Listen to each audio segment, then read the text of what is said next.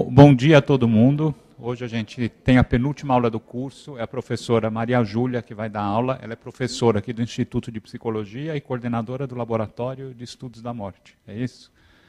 Então, vamos aproveitar a aula que ela vai dar para a gente discutir esse tema da família e da morte, a questão da morte. É uma pessoa que tem estudado muito e tem sempre coisas muito interessantes para falar sobre isso. Então, com a palavra, a professora Maria Júlia. A Belinda deve estar chegando, ela deve estar um pouco atrasada, achei melhor a gente começar a aula mesmo. Tá. Bom, gente, bom dia a todos. Alguns me conhecem, né, porque já foram meus alunos ou meus colegas. Né? Um grande prazer estar aqui. Queria agradecer ao Marcelo e à professora Belinda a possibilidade de estar aqui com vocês. É a segunda vez que eu dou o curso. E eu pensei em abordar alguns temas com vocês nessa primeira parte e depois na segunda vocês apresentam um caso e a gente discute. Né?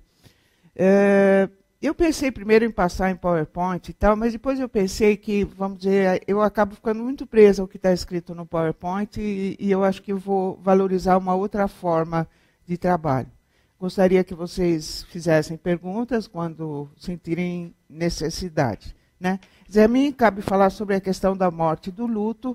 Eu não sou especialista em trabalho familiar nem em terapia familiar. Mas o que eu pretendo trazer para vocês como tema da morte e do luto, eu espero que depois possa ajudar vocês, que acho que vocês têm mais conhecimento na parte da questão da família. Então eu pensei em começar a falar para vocês um pouquinho sobre o que eu chamo de retratos da morte no Ocidente, né? Dando um panorama, por exemplo, de como a morte é vista, né, nos dias de hoje, quer dizer, quais são as várias mentalidades, atitudes, representações da morte, porque isso vai certamente estar influenciando a vida dessas pessoas, né, dentro das suas comunidades ou nos atendimentos, seja institucional ou no consultório. Né? Podemos começar? Tá. Bom, esse estudo que eu fiz, baseado nas propostas do Philippe Arrier, que estão na História da Morte no Ocidente, ou O Homem Diante da Morte, ele fez um estudo sobre a questão da morte da Idade Média aos dias de hoje no Ocidente. Quer dizer, evidentemente, ele não contempla a abordagem oriental, né, que também não sei se dá para a gente colocar num pacote, né? Mas certamente algumas das que a gente conhece são bem diferentes do posicionamento ocidental. Mas, enfim, nós vivemos no Ocidente, então vou trazer mais essa proposta.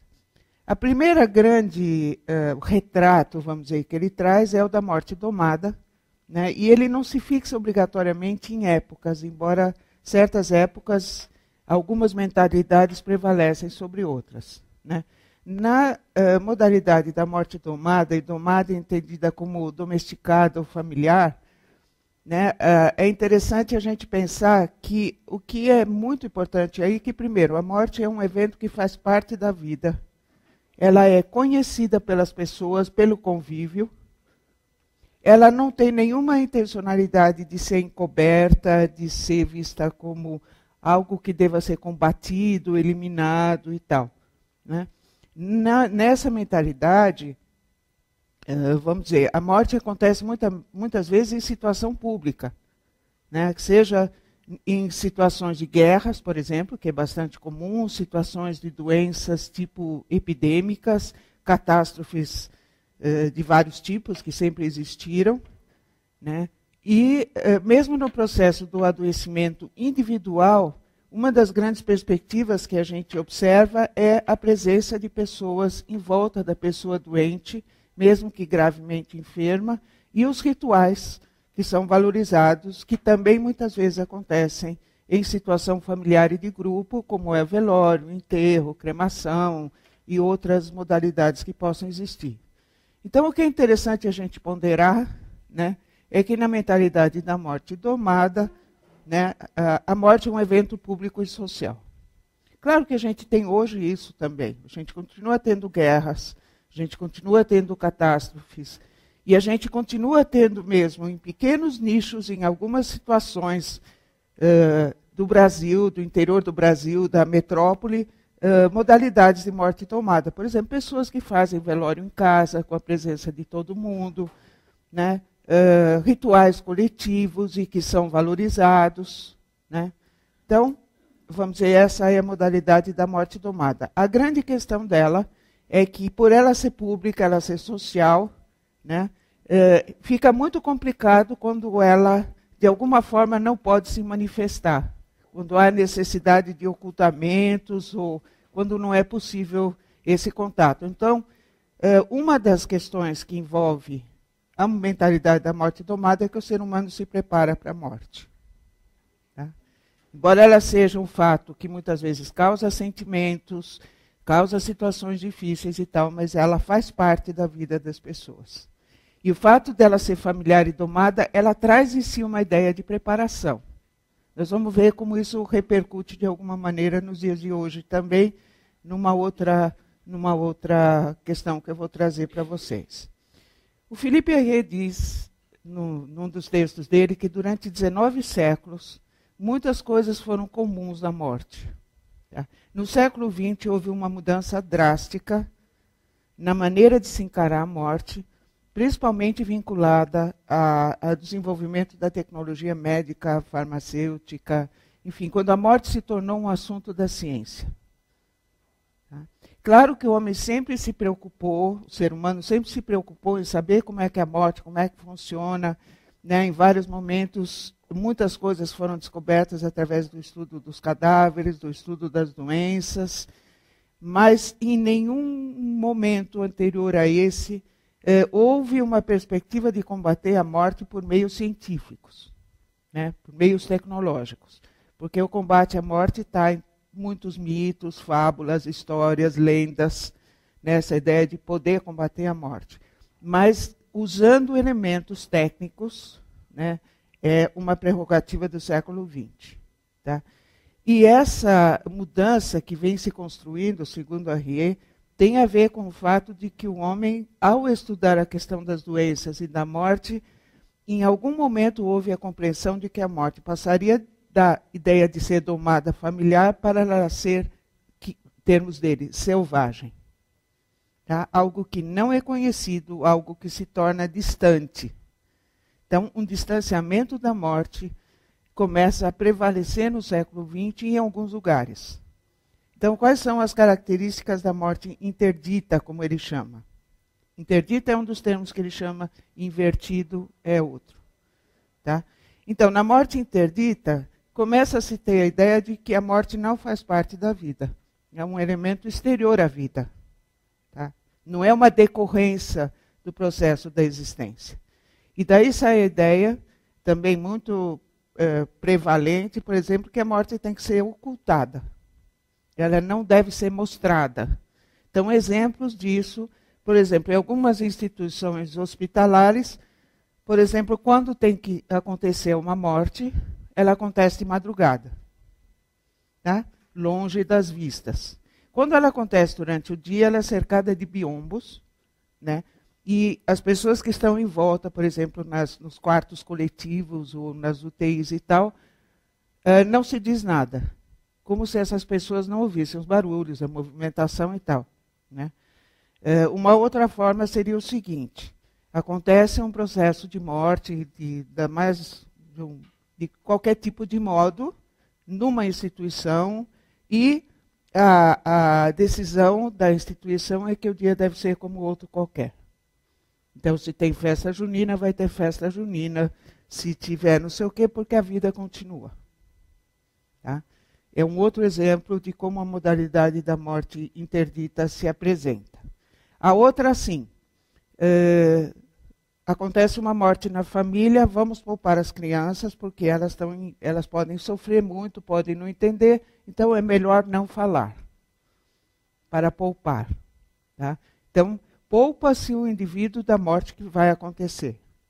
Outro retrato da morte interdita é o prolongamento de processos de morte em unidades de terapia intensiva de pacientes em estágio de doença irreversível, sem possibilidade de cura ou melhora, porque não se admite a possibilidade de que a morte vai acontecer no meu plantão.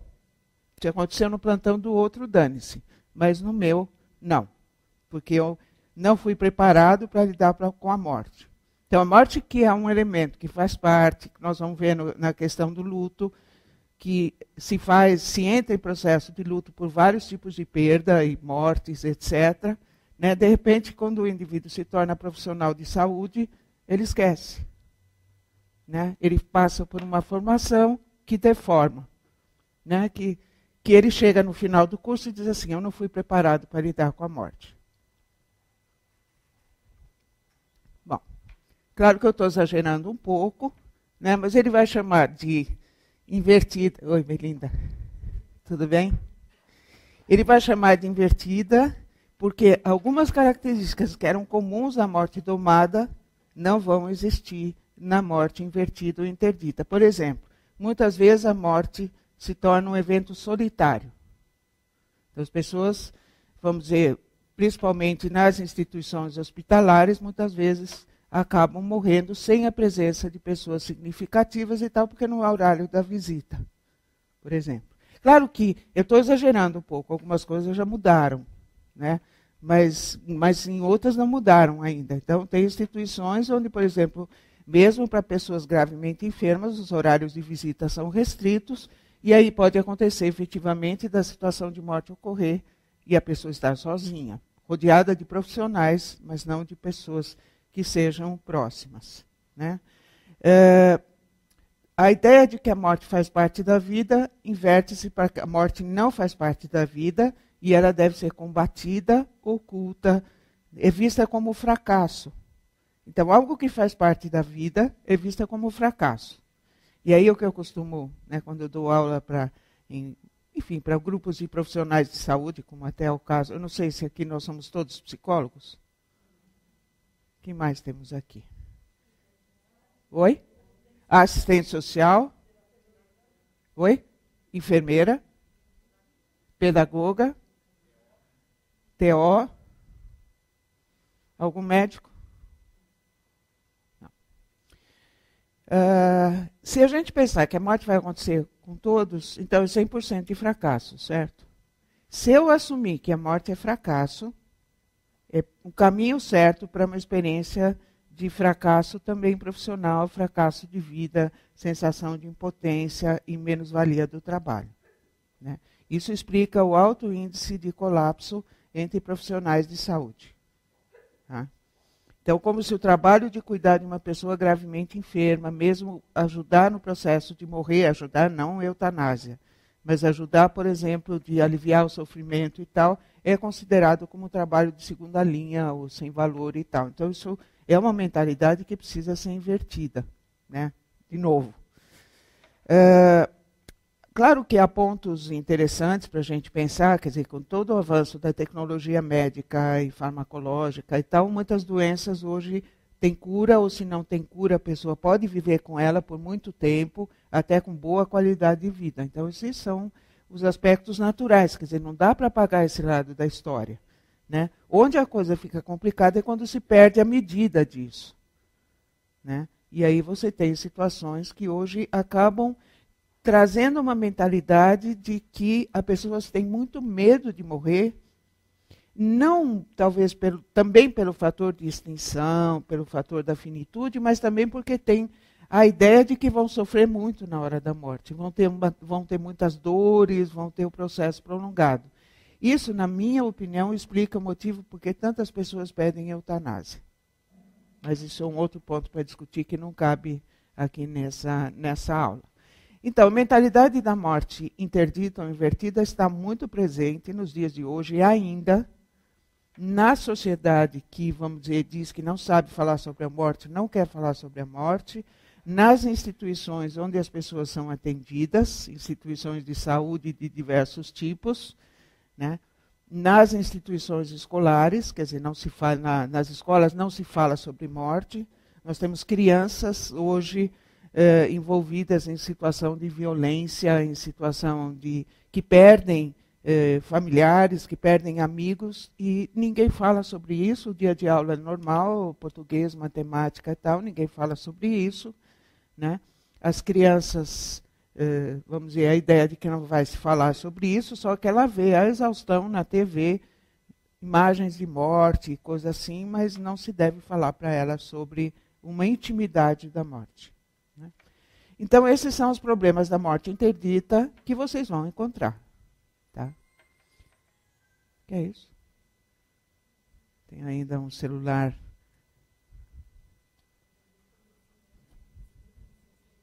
Põe no silencioso, se vocês tiverem que atender, aí vocês saem.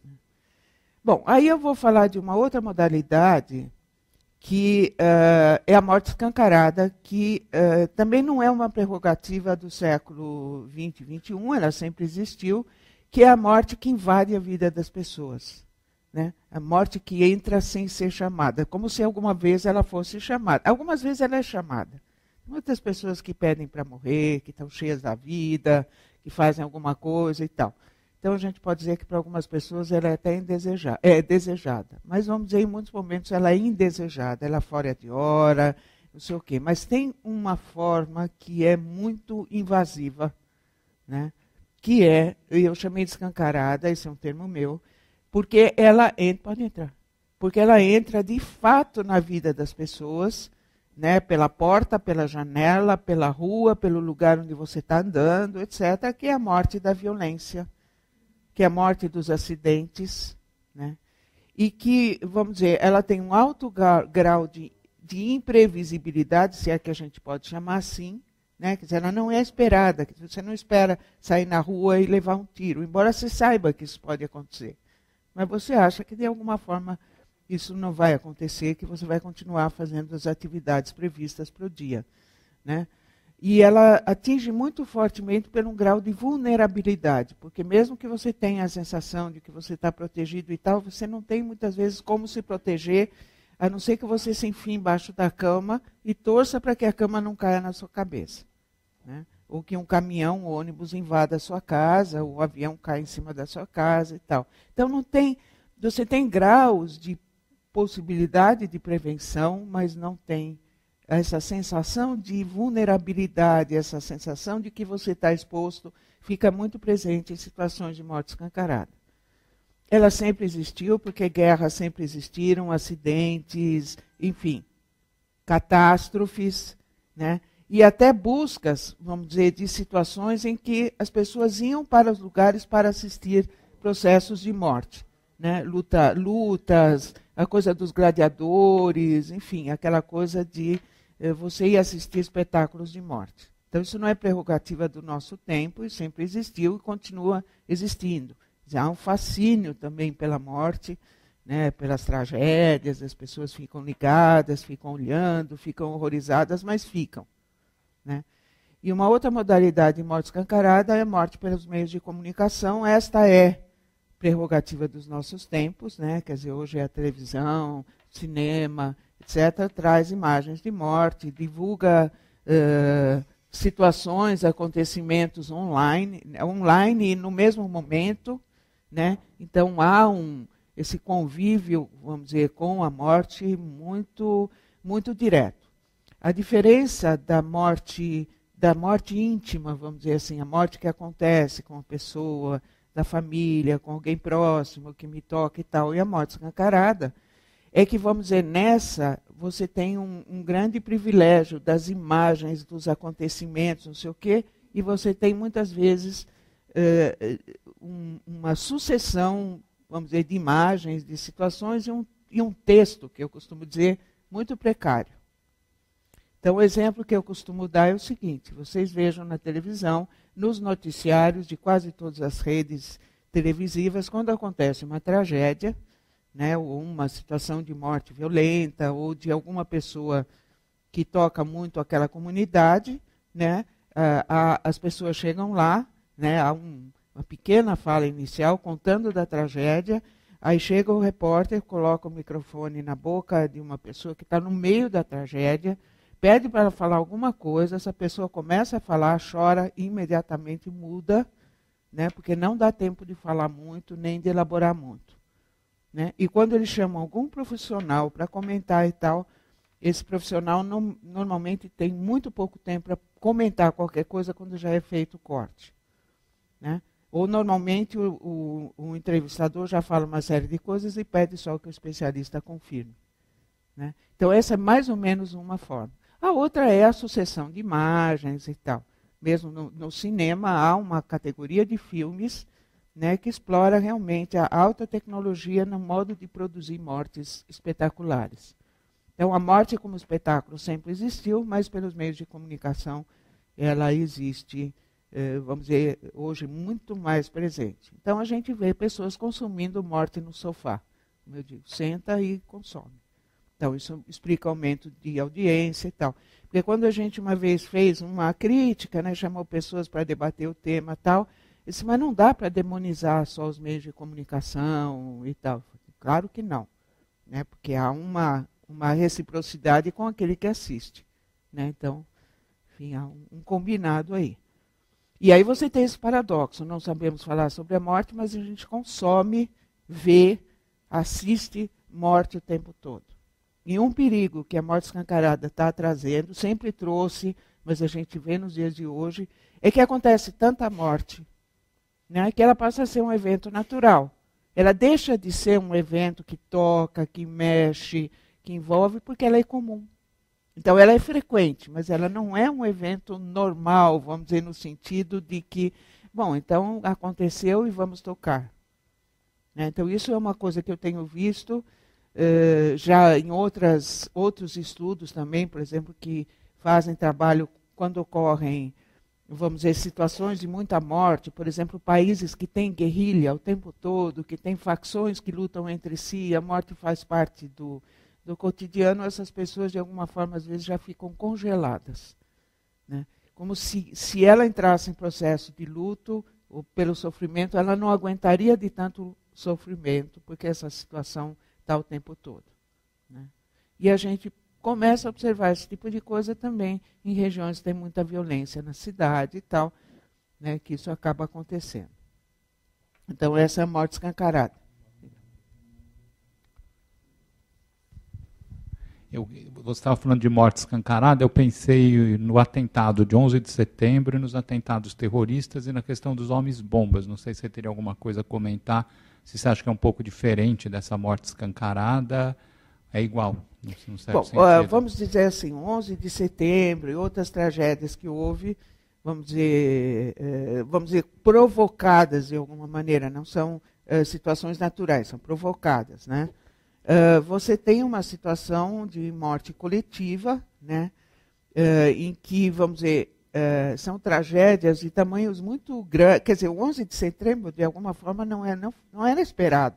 Quer dizer, talvez alguns sabiam que ia acontecer, mas pegou o mundo ocidental e o mundo, eu diria o mundo ocidental principalmente, mas em geral o mundo, né, pela dimensão, pelo tamanho da situação, e para mim, é, de algum modo, um marco do século XXI. Foi no início do século XXI e que trouxe essa tonalidade. Agora, o que acontece, por exemplo, é que você tem, agregado a perdas individuais, às vezes tragédias coletivas, perdas de tudo. Né? Então, você tem uma dimensão muito grande, né? Que assim, como é que você vai prevenir isso? Como é que, quer dizer, você se sente altamente vulnerável. Né? Se você estava lá no meio, você não tinha nada a ver com isso, de repente você está envolvido numa coisa desse tamanho se você é o sobrevivente. Então há sequelas e reverberações disso muito grandes. Né? Quer dizer, nas guerras, vamos dizer, você tem essa destruição, sempre teve. Né? Mas vamos dizer, quanto mais a tecnologia se desenvolve, mais o índice de destruição é grande. Porque se antes morriam muitas pessoas, hoje não só morrem as pessoas, como os lugares são destruídos, demolidos, né? E de alguma forma se tinha a ideia que talvez com a tecnologia a guerra se tornasse mais pura, né? No sentido que ela só atingiria as instituições e não atingiria as pessoas, né? Ou fantasias como assim, a guerra só atingiria os maus e os bons sobreviveriam. Né? Então essa ideia de bom e mal também ela já é bastante explorada. Então essa é uma situação. Agora em relação aos homens-bomba, se a gente vai olhar no Ocidente, o que seria um homem-bomba, né, a gente diria, meu Deus do céu, como é que uma pessoa dispõe da sua vida, né, para fazer um estrago desse tamanho? Agora, evidentemente, na cultura islâmica onde isso, que não é em geral, né? Onde isso tem um espaço, tem um lugar, isso tem uma dimensão totalmente diferente.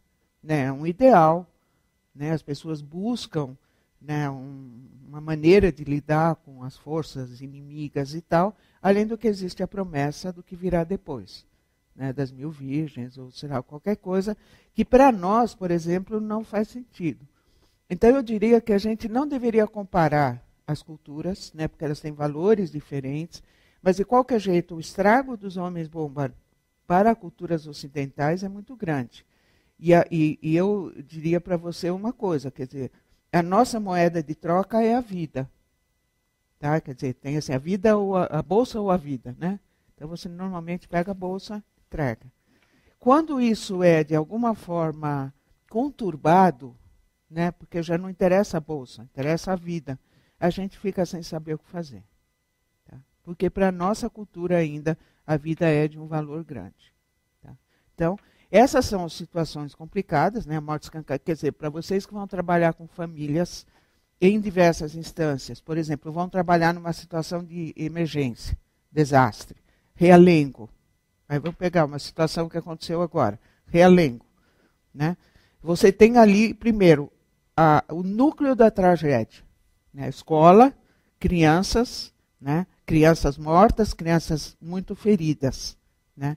Então, esse núcleo familiar, que envolve essas crianças, que envolve, né, claro que elas estão primeiro em estado de choque, vai ter que ser feita uma série de trabalhos, de desdobramento e tal, mas depois você tem a sequência disso. As famílias continuam enlutadas. Né? Vamos dizer, a mídia, o foco, a luz, tudo já saiu do realengo. Já tem outro assunto. Mas, para estas pessoas, ainda está lá. Entendeu? Ainda está presente, possivelmente ainda desdobrando, porque você tem uma morte chocante, né, inesperada, quer dizer, você não espera que isso vai acontecer numa escola, embora já tenha acontecido em escolas, né, mas você não espera que isso vai acontecer numa escola, da maneira como acontece, então você tem que cuidar dessas famílias enlutadas, você tem que cuidar dessas crianças enlutadas, porque perderam seus amigos, crianças que viveram situação de perigo e trauma. Né? E isso continua, apesar de que o foco, hoje em dia, já está em outro assunto. Mas ele continua aí. Então, ele é diferente, por exemplo, de um trabalho que você vai realizar num consultório. Ele é diferente de um trabalho que você vai realizar numa instituição XYZ, como, por exemplo, a gente realiza aqui no IP. Então, ele tem outras configurações e vai necessitar outros tipos de abordagem. Mas não deixa de ser um trabalho familiar. Quando sobra a família, porque às vezes sobra um.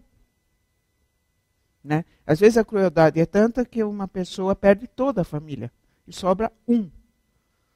Né? E como que você, então, pode conseguir elaborar essa dor, lidar com essas questões, né? E encontrar sentido e significado na vida depois de tudo isso? É uma tarefa complicada. Né?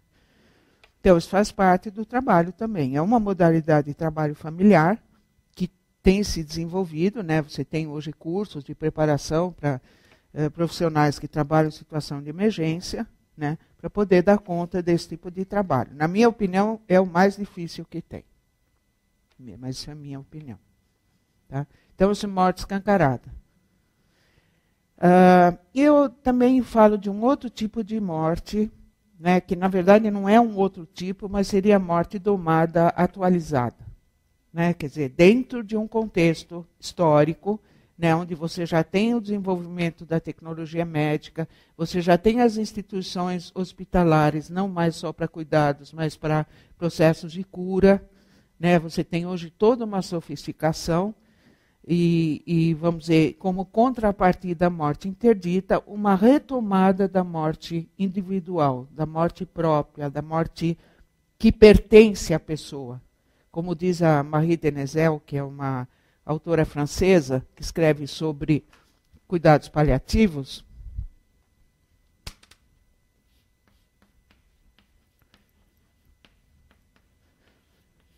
ela tem um texto muito interessante que se chama Morte Íntima, né, em que ela, vamos dizer, baseada nos trabalhos da Elizabeth Kubler-Ross e da Cicely Saunders, né, Bom, Kubler-Ross acho que é bastante conhecida aqui no Brasil. E a Cicely Saunders. Ela escreve sobre a morte íntima, né?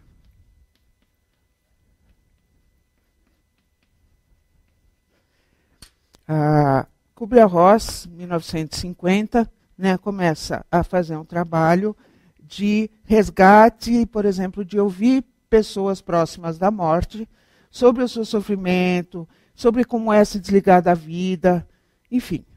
Né, ela retoma algumas questões que são importantes. O Philippe Herré menciona essas duas mulheres como pessoas que fizeram uma revolução no processo de morrer do século XX.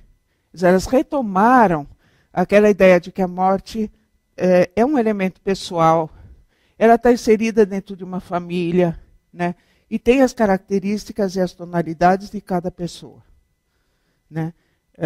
A Elizabeth Kubler-Ross fez vários workshops, né, de formação de estudantes de medicina e de outras áreas, outras atividades em que ela congregava profissionais e público leigo para falar sobre morte, sentimentos, maneiras de lidar com a morte e tal, e ficou muito conhecida por isso. Né?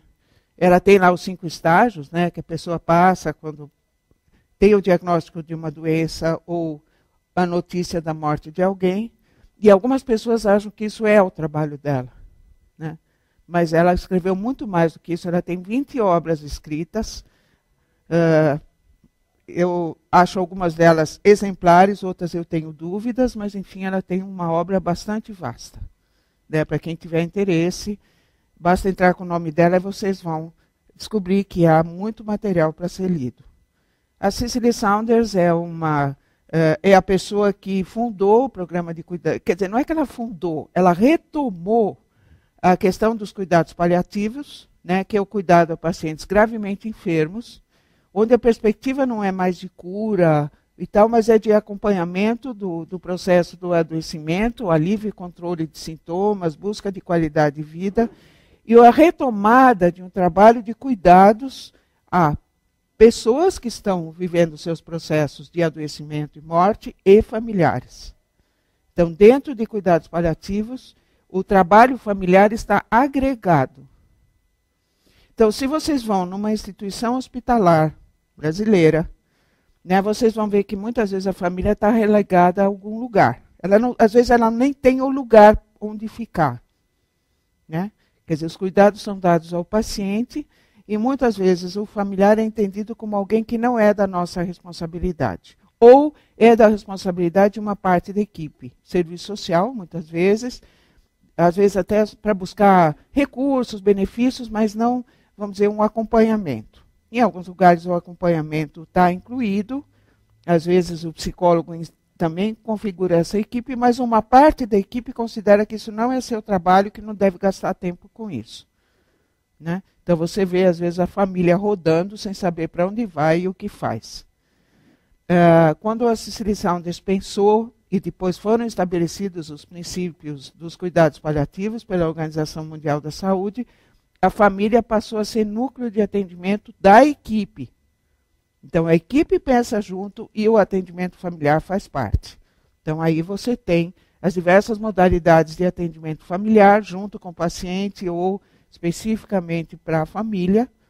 O trabalho também antes da morte, que é o luto antecipatório, que eu vou falar um pouco para vocês, e o trabalho após a morte, né, o trabalho com as famílias enlutadas dentro da instituição. Tá?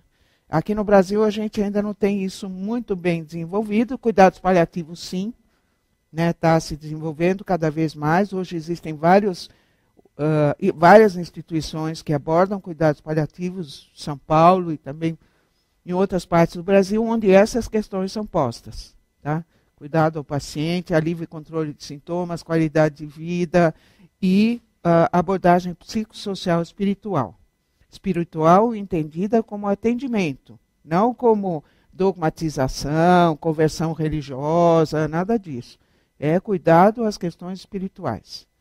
Então, dependendo, o atendente espiritual, ele é membro da equipe de saúde. Tá? Ele pode ter lá a sua bandeira, católico, evangélico, rabino, enfim, o que for. Mas lá ele estaria como um membro da equipe para cuidar das questões espirituais. Nós temos pouco disso no Brasil, porque é confundido com a atividade religiosa dogmática. Tá? Até aí tudo bem? Então vocês veem que a gente tem esse pano de fundo. Né? Então eu posso ter uma instituição, por exemplo, onde uma parte da instituição, às vezes a instituição como um todo ainda está bem dentro da modalidade da morte interdita. Né? Você tem instituições onde está misturado. Né? Você tem uma parte que considera de um certo jeito, né, que a morte deve ser oculta, combatida, um fracasso, não sei o quê, e uma parte da equipe que não considera. Às vezes em lugares bem determinados. Então você tem aqui a ala de cuidados paliativos. Eu não fiz nada. Você tem a ala de cuidados paliativos, né, onde as pessoas comungam essa mentalidade, né, de poder conversar sobre o assunto, abrir o espaço para falar o luto, para falar sobre as diversas questões, e uma outra unidade que diz assim, não, aqui não falamos sobre o assunto. Entenderam? Você pode ter dentro de uma equipe profissionais com uma mentalidade e outros com outra. Né? Então a gente tem, vamos dizer, esse tipo de tensão, esse tipo de conflitos, né, que precisam ser trabalhados. Tá? Bom, agora, girando um pouco o nosso foco para a questão do luto, né, que vai ser uma das questões principais que a gente vai trabalhar, vamos dizer, dentro desse processo. Né?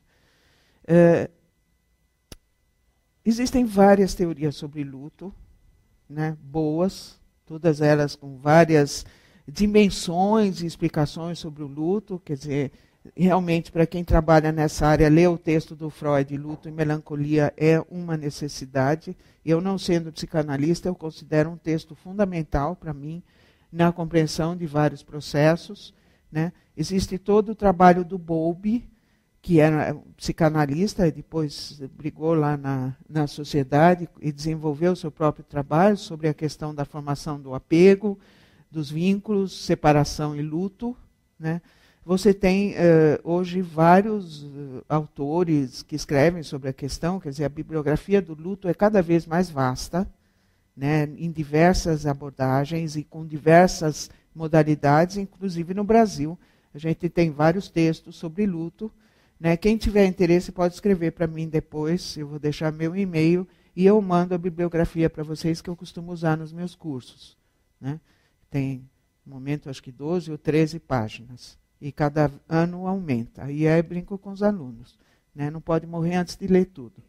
E como, vamos dizer, a cada ano surgem novas leituras e tal, então vocês veem que é um tipo de Sherazade acadêmico. Né? Então, a gente tem aí várias perspectivas. O que eu queria destacar para vocês é o seguinte. Dentro de todo esse desenvolvimento, de todo esse processo, né, o luto é um elemento que faz parte da vida das pessoas. E eu considero o luto como uma perspectiva de aprendizagem significativa, né, na compreensão que a gente tem na psicologia humanista, né, de que a aprendizagem é um processo que implica numa evolução, num processo de desenvolvimento da própria pessoa. Então, se eu vivo um processo de perda, né, em que, vamos dizer, uma parte de mim fica, ou uma parte ou a totalidade de mim, né, fica abalada significativamente por essa perda, esta elaboração, esta compreensão do significado dessa perda, com todos os seus sentimentos, com tudo que resulta de retomar todas as coisas que foram vividas dentro do possível, sentimentos, significados, retomadas e tal, é um processo de educação interior. E que é também, de alguma forma, compartilhado exteriormente no momento que eu falo com pessoas, ou que eu conto sobre esse processo, seja porque eu estou num grupo de amigos, ou estou com familiares, ou porque eu estou em cuidados profissionais. Né? Psicoterapia, acompanhamento, medicação, enfim, o que for necessário. Então, o luto faz parte da vida. Né? Ele é um processo de elaboração e é um processo de aprendizagem. Agora, precisa haver algumas condições para que esse processo possa acontecer. Né? dimensões psíquicas interiores, dinâmica psíquica e aspectos exteriores. Quer dizer, uma cultura que permite que as pessoas expressem o seu pesar, a sua dor, a sua tristeza, que possam dar um espaço para isso, né? E vamos dizer, lugares de cuidados e tal, e uma dimensão psíquica, né, que permita que eu possa examinar essas várias situações, possa lidar com situações, às vezes, de muita dor e tal, sem que haja uma desestruturação total e completa, né? Que, vamos dizer, uma das coisas que hoje é muito importante, o luto é visto como um processo normal e não uma doença. Porque há tempos o luto era considerado, a pessoa estava doente, né? Hoje a gente sabe que o luto não é uma doença, mas é uma situação de vida, uma crise que pode levar ao adoecimento, né? E as manifestações de sintomas físicos e psíquicos podem se assemelhar a um processo de doença. Então, se você não sabe que a pessoa está enlutada, você vai dizer, puxa, essa pessoa não está bem, né? Está acontecendo alguma coisa, né? Porque pode haver uma série de sintomas físicos, né, que são agregados à dimensão do sofrimento que envolve na perda de pessoas significativas que são razoáveis, né? De dores, de mal-estares, enjoo, náusea, insônia, perda de peso, ou até aumento de peso, enfim, uma série de circunstâncias e uma série de manifestações emocionais, né? Tristeza, medo, raiva, desamparo, sei lá, a gente pode pensar em vários. Então, se tem uma pessoa que é de um certo jeito, de repente essa pessoa fica completamente diferente. Se eu não sei que ela está em processo de luto, eu vou ficar dizendo, mas o que aconteceu? Né? Se eu sei que ela está em processo de luto, então eu posso entender que isso faz parte de um processo, né, de crise e elaboração que está, vamos dizer, se processando. O grande problema hoje é que não há elementos externos que dizem que a pessoa está de luto. Antes a pessoa estava de preto, né? Então a Belinda estaria em luto profundo. Eu também. E mais alguns aqui na sala, né? Mas hoje não é mais. A pessoa também não usa uma faixa, não está escrito na testa, né? Então a gente não sabe, a não ser que a pessoa diga, ou que eu fique sabendo. E isso implica, isso é um aspecto muito importante que hoje dificulta muito as coisas, né? Porque como eu não tenho esses elementos, então vamos dizer que tem uma pessoa enlutada, começo, mas eu não sei. Faz piada, brinca, sabe aquela coisa? A vida continua, mas você tem no meio uma pessoa que não está, vamos dizer, podendo acompanhar isso, né? Ou podendo estar nesse processo. Então, esse é um dos grandes problemas dos dias de hoje, que, vamos dizer, de alguma forma, pela morte interdita também e por outras questões, a expressão do luto fica restringida, né? Ou ela deve ter um certo pacote. Eu vou exagerar um pouco, é uma caricatura, mas o pacote do luto. Qual é o pacote do luto? Teve a notícia, aquela coisa, não sei o quê, aí a pessoa tem os seus sentimentos, não sei o quê, expressa, pero não muito, né? Um tanto. E depois também tem que passar e tem que retomar a vida. Esse é o kit luto século XXI. Exagerando, gente. Evidentemente, isso é uma caricatura. O que acontece quando a pessoa não expressa o luto de alguma maneira? Então, as pessoas ficam olhando assim, meio curiosas. Será que ela não está sentindo nada? Né? Como é possível que a pessoa perdeu alguém e não está se desesperando, não sei o quê, tarará. Aí, outra. Puxa, essa pessoa já está demais. Faz um tempo já que ela perdeu e ela continua nessa. Sabe? O que está acontecendo? Né? Vamos pegar essa pessoa, né, e vamos sair, vamos divertir, vamos levar na balada, vamos no cinema, vamos não sei o quê, porque não dá para ficar em casa. Né? Então, esse é o kit interdito. Tá? Então, há uma tentativa de compreensão, né, de que há uma modalidade de luto que seria considerada normal. Né? Então, quando eu pego textos para ler de mestrado, doutorado, iniciação científica e tal, aparece luto normal, luto sadio, né? Eu sempre ponho uma roda em volta do que seria o luto normal ou o luto sadio. Então, na verdade, claro que há um certo processamento do luto, por isso que ele chama processo. Né? Tem etapas até certo ponto, como colocou o Bowlby, como colocou o Freud e tal, mas elas, cada vez mais, a ideia não é que elas sejam estanques, né? Que tenha que ter uma coisa, depois a outra e depois a outra. Na verdade, hoje, muito mais a ideia do luto é como se fossem ondas. Né? Claro que tem períodos mais agudos, né? Possivelmente mais próximos da perda, ou em algumas circunstâncias em que, vamos dizer, manifestação de sentimentos, ou a introversão psíquica, ou alguma coisa fica mais evidente, e outros momentos em que a pessoa dá conta de fazer as coisas, o trabalho, cuidar dos filhos, sei lá, o que tiver que fazer. Então, essa é a maneira, normalmente, como se processa o luto por ondas. Né? Agora, tem pessoas que são mais exteriores, então manifestam, falam, choram, etc. Tem pessoas que são mais internalizadas, mas isso não quer dizer que elas não estejam vivendo ou sofrendo. Então, essa tentativa de colocar em moldes, ela é extremamente complicada e hoje está sendo revista. Né?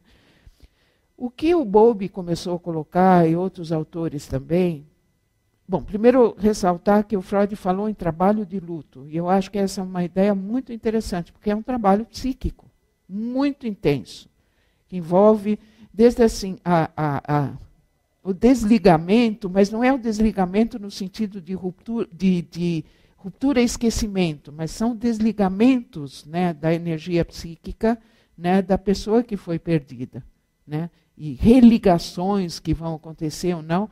Mas eu acho que as pessoas entenderam, algumas pessoas, alguns autores que criticam Freud, ele não falou em nenhum momento que é para pôr uma pedra em cima do assunto e acabou. Né? Que você, vamos dizer, libera energia para uma outra relação e aqui acabou. Ele não escreve isso. Né? Ele escreve, sim, que há um redimensionamento da energia psíquica para o estabelecimento de novas relações no chamado luto normal. Ele fala em luto normal.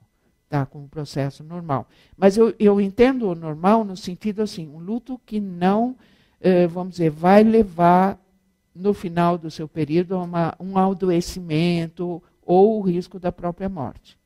Porque a grande questão que se coloca é como o luto abala tão profundamente o organismo, né, por causa da sensação de perda, da sensação de vulnerabilidade, de aniquilação pela perda da pessoa amada, né, quando é isso que acontece, né? Que há risco, claro. O organismo deprime, no sentido mais amplo do termo, não a depressão, doença do DSM, mas deprime no sentido que interioriza, que tem que lidar com sofrimento e tal, que muitas vezes acontece uma depressão imunológica também.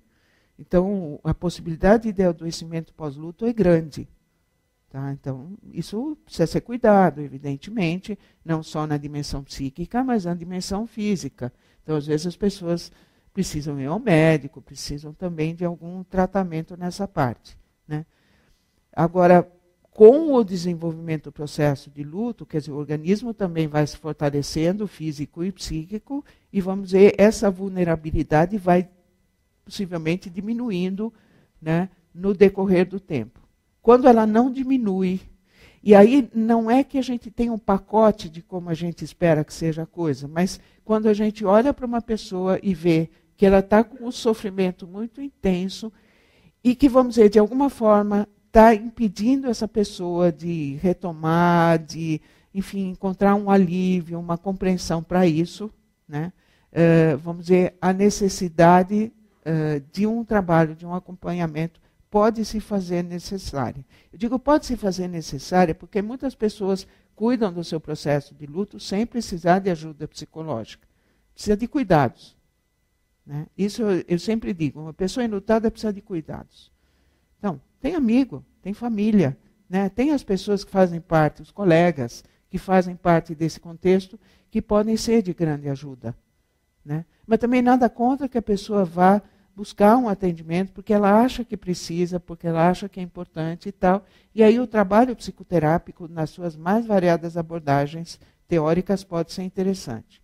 Agora, quando esse trabalho se torna necessário? Né? Então, essa que é a discussão.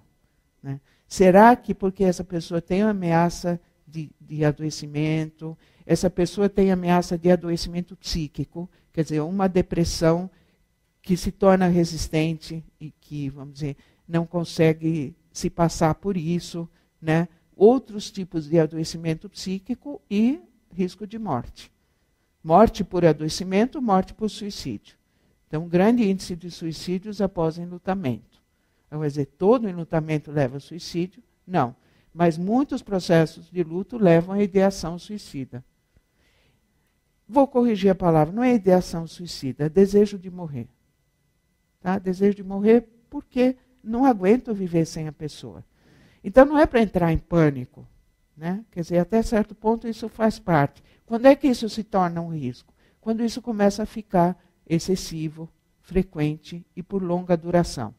Quanto tempo, quanta duração, que intensidade, eu não sei. Né? Aí que entra a nossa sensibilidade, a nossa compreensão. Quer dizer, claro, né, vamos dizer, um casal de pessoas que viveu 50 anos junto e um dos elementos do casal morre, é mais ou menos esperado que o outro diga assim, eu não vou aguentar viver sem a pessoa. Né? E isso poder ser dito algumas vezes. Né? E fazer parte do processo. Ou até ser um pensamento. Né? E de repente, né, a pessoa vai vivendo e vai dizendo, é muito difícil viver sem essa pessoa, mas eu continuo vivendo. Né, e vão encontrando outros caminhos. Mas isso não quer dizer que essa pessoa será eliminada. Eu acho que a ideia de colocar uma pedra, ela só existe no cemitério. Você põe uma pedra, mas não é para afundar a pessoa na terra. Ela já está lá, não precisa afundar. Né? Mas é para você ter um lugar destacado onde essa pessoa está, justamente para a memória que está lá. Não, porque talvez várias pessoas no seu trabalho lidem com situações, quer dizer, é evidente que lidam com situações desse tipo. Não, porque me chamou a atenção isso que você falou da diferença, haveria uma diferença entre o desejo de morrer, uma ideação suicida, porque talvez isso é importante para formas de encaminhamento, não é? Talvez valesse a pena. O Bowlby traz...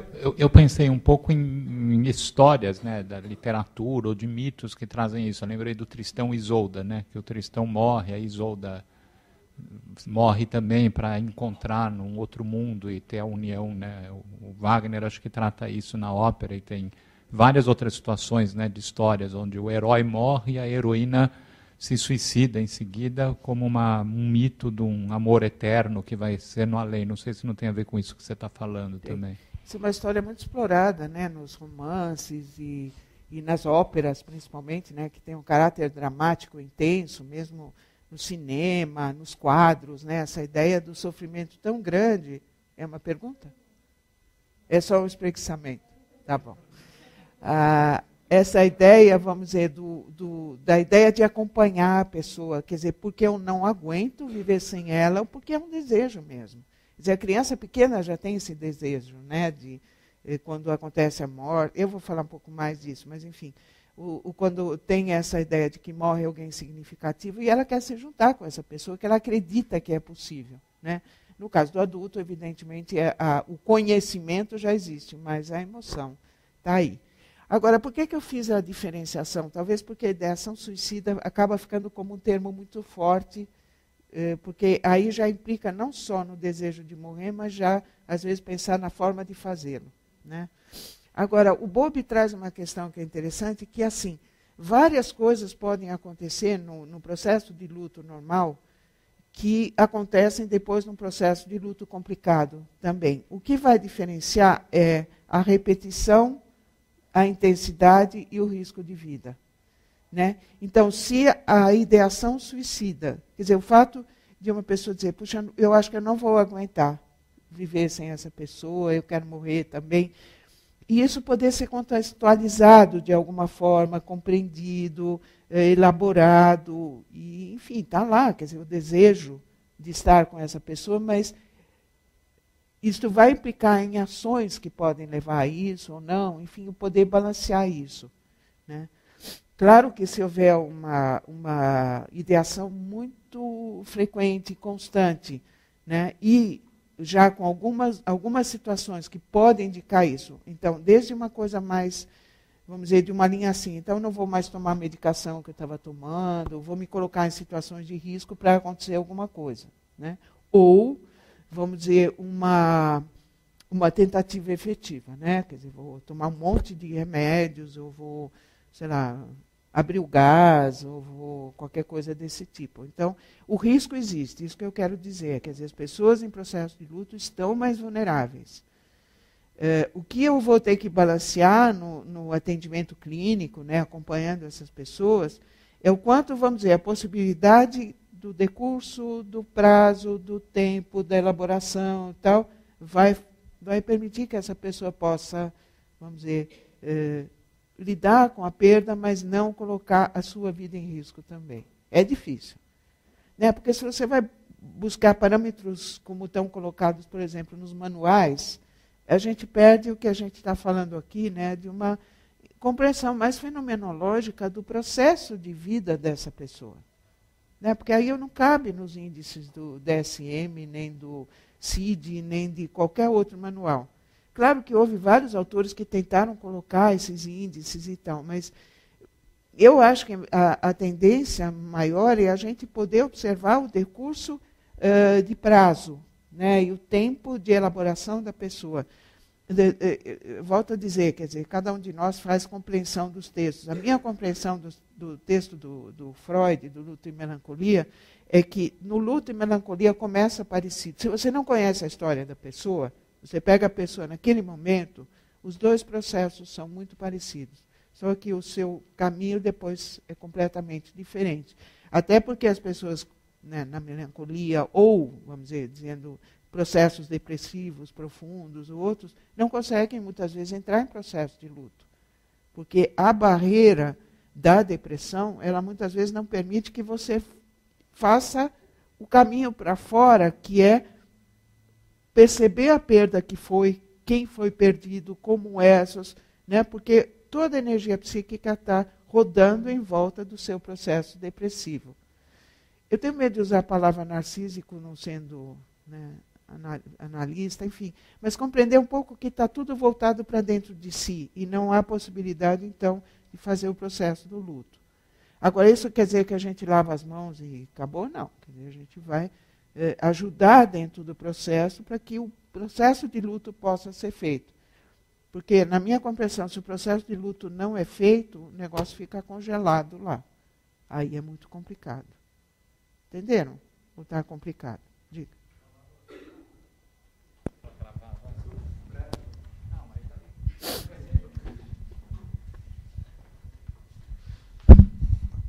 E o rito da morte? Qual que é o significado nesse processo? Como é teu nome? Salvador. Salvador. Os rituais, eles são extremamente importantes no processo de elaboração do luto. Né? Quer dizer, isso em vários textos, mesmo em textos antropológicos, sociológicos e eu diria psicológicos também, a questão do luto, do ritual é muito importante, porque o ritual tem rituais individuais e rituais de grupo. Né?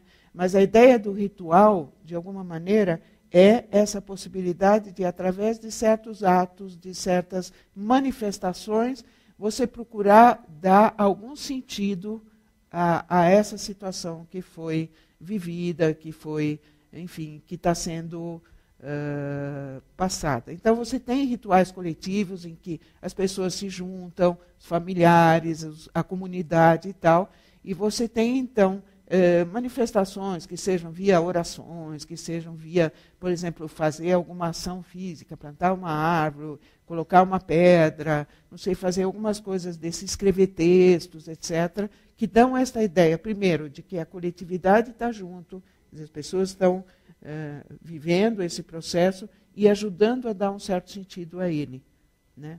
Também os individuais. Então, você tem, mesmo em abordagens, vamos dizer, do trabalho de luto, né? Você, por exemplo, de alguma forma, trabalhar a questão do que se chama de ritualização dentro do processo terapêutico. Então, às vezes, porque, né, então, volta à sociedade que interdita. né? Não permite, não dá tempo para que as pessoas façam, não estimula para que isso aconteça. E muitas vezes as pessoas passam, vamos dizer, tendo que lidar batido com isso. Tem que voltar ao trabalho, tem que fazer uma série de coisas e tal, e não tem esse espaço. Então, muitas vezes no trabalho terapêutico, individual ou grupal, porque tem muitas atividades de terapia em grupo, né, ou de acompanhamento em grupo, a possibilidade de cada pessoa ou de cada família buscar aqueles elementos que possam ser interessantes no seu processo de ritualização. Desde ver foto, oração, escrever, o que for que seja, de alguma forma, um valor para aquele grupo. Agora, você tem os valores culturais também. Então, você tem sociedades, por exemplo, onde a situação de luto e a situação de morte ela é coletiva, é muito fortemente coletiva. Então, por exemplo, tem regiões na África, por exemplo, que eles têm toda uma organização quando morre alguém, né? Inclusive, eles guardam dinheiro para o ritual de morte. E eu estou falando isso porque eu assisti um documentário. Aliás, a gente tem esse material, se for de interesse depois, a gente pode ver como disponibilizar para vocês, né, que foi um programa que passou na GNT, acho que uns 10, 15 anos atrás, sobre rituais de luto em várias partes do mundo. E, por exemplo, eles mostraram na África, acho que é Guiné, Gana, sei lá, algum deles, não me lembro exato qual é, em que eles trazem toda essa ideia, né, desde a morte da pessoa, daí eles vão retomando como a família guarda o dinheiro. Quer dizer, claro, são pessoas de vários níveis econômicos. No caso, eram pessoas que tiveram que guardar durante uma vida toda, né, para proporcionar um ritual importante e festivo. Né? Então, apesar da dor, do sofrimento e tal, é um ritual festivo. Né? A gente olha aqui e diria, meu Deus, né, como que é possível? Mas, entendeu? Então, essa lá é muito importante. E como é uma coletividade, vamos dizer, bastante próxima e tal, muitas pessoas participam. E aí tem que dar comida, bebida para essas pessoas, e são vários dias. Né? O México é um exemplo também, que tem toda uma cultura e uma grande ritualização em relação à morte. Então, você vai lá no dia de finados, é uma festa coletiva. Né? Agora, eu estou agora no momento com um trabalho com o serviço funerário do município de São Paulo. A gente está fazendo trabalho com os funcionários. Né? E é muito interessante porque eles mesmos dizem que aqui em São Paulo, né, você tem em vários cemitérios, por exemplo, eles falam sobre o grupo dos coreanos. Né? Então, os coreanos, por exemplo, eles põem uma mesa quase no túmulo. O Marcos é coreano ou não? Não. Tem alguém coreano? E aí é muito interessante, porque eles põem lá uma toalha, põem uma série de frutas e coisas desse tipo, que tem a ver até com algumas coisas que aconteceram no Egito e em outros lugares, que é a alimentação para a travessia. Né? Então, são coisas muito interessantes quando a gente estuda a questão cultural. Então, claro que você tem uma cultura que autoriza isso. Se é uma cultura que não autoriza, né, então, muitas vezes a pessoa entra em choque, porque ela tem essa necessidade, mas ela não tem o respaldo cultural. Então, por exemplo, a questão de como a gente lida com os nossos enlutados aqui, por exemplo, no Ocidente, no serviço público e tal. As pessoas têm X dias de luto, que chama nojo. A palavra até é significativa. Né? Então, a pessoa está em nojo. Né? E esse número de dias, que pode variar de 3 a 7, não dá nem para o começo. Entendeu? Claro que tem a ver com as providências todas que têm que ser tomadas, um monte de coisa e tal, mas o processamento do luto, ele é lento. Ô Maria Júlia, diga. Uma vez eu vi uma explicação pela palavra nojo, para essa licença nojo, né, que tem a ver com luto. A explicação era assim, que o ser humano, quando se defronta com a pessoa que morreu, ela passa a ter nojo da carne podre. Você já ouviu isso? Não. E aí por isso que vem esse termo do nojo, que chama licença nojo. Quem me falou foi, não sei se você conhece, o Miguel Perosa, que dá aula na PUC. Então ele me falou isso no meu curso de graduação, há muitos anos, eu nem me lembro quando. Você foi PUCiano também? Eu fui PUCiano. Nossa. E você também? Também. Eu não sabia. E ele que dava uma aula, que ele falava da morte, e ele explicou isso. Ele falou que a licença, que esse termo, né, licença nojo, o nojo vem dessa questão. né, Olha, do nojo da carne que está apodrecendo, né? E por isso que tem que a você, diferença. na verdade, não vê, né? Mas sabe que está lá. Né? Ah, legal, obrigado.